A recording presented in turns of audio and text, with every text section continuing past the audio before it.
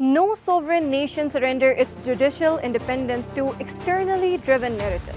The recent press release issued by independent advisors in Geneva regarding the Quetta Anti-Terrorism Court's conviction of Mahrang Baloch is an unwarranted overreach into domestic jurisdiction. This statement is being systematically leveraged across digital media by the Baloch Yakjehti Committee (BYC) and associated nationalist factions. By amplifying the UN nomenclature, these groups celebrate this routine press release as if it were a formal UN condemnation, capitalizing on public unfamiliarity with international bureaucracy. This engineered narrative deliberately blurs the line between a binding United Nations resolution and a non-binding opinion by independent advisors.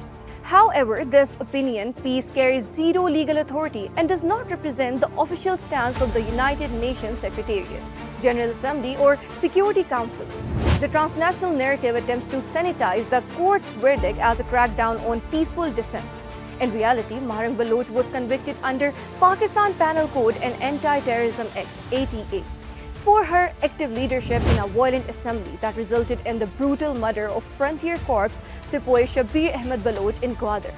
Under Section 34 of the PPC, when a ringleader directly incites a mob into a lethal frenzy that ends in a fatality, that leader shares the intent of murder. Human rights platform cannot be weaponized as an insurance policy to escape accountability for terrorism. The defense's claim of due process violation are equally manufactured delay tactics exposed by the factual court record. Under Section 8 of ATA 1997, secure jail trials and video link proceedings are legitimate statutory mechanism engineered specifically to safeguard judges, witnesses, and the legal process from the documented terrorist threats.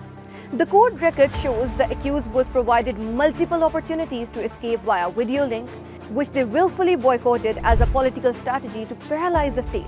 Consequently, the court acted strictly under Section 19 of the ATA by appointing defense counsel to prevent total judicial gridlock.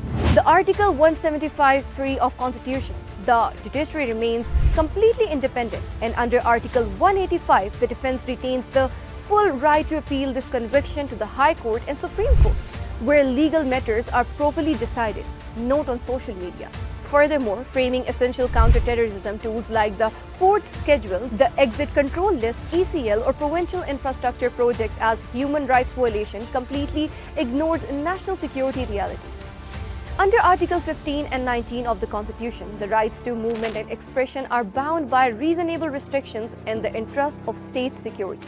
Major initiatives like RECODEC project operate under transparent legal frameworks ratified by elected assemblies, granting a historic 25% free carriage share directly to the government of Balochistan to benefit local communities. It is deeply hypocritical for foreign commentators and nationalist groups to lecture on civic space and corporate due diligence while maintaining total silence on the systematic violence by proscribed outfits like BLF and BLA, which deliberately target and kill the local laborers, teachers, and security personnel executing these development projects. Pakistan is a constitutional democracy, not an open playground for transnational lawlessness or nationalist propaganda. Article 27 of UN Charter explicitly mandates respect for domestic jurisdiction of foreign states. True justice belongs inside independent courtrooms under the national flag according to the domestic law. The sovereignty of Pakistan is absolute.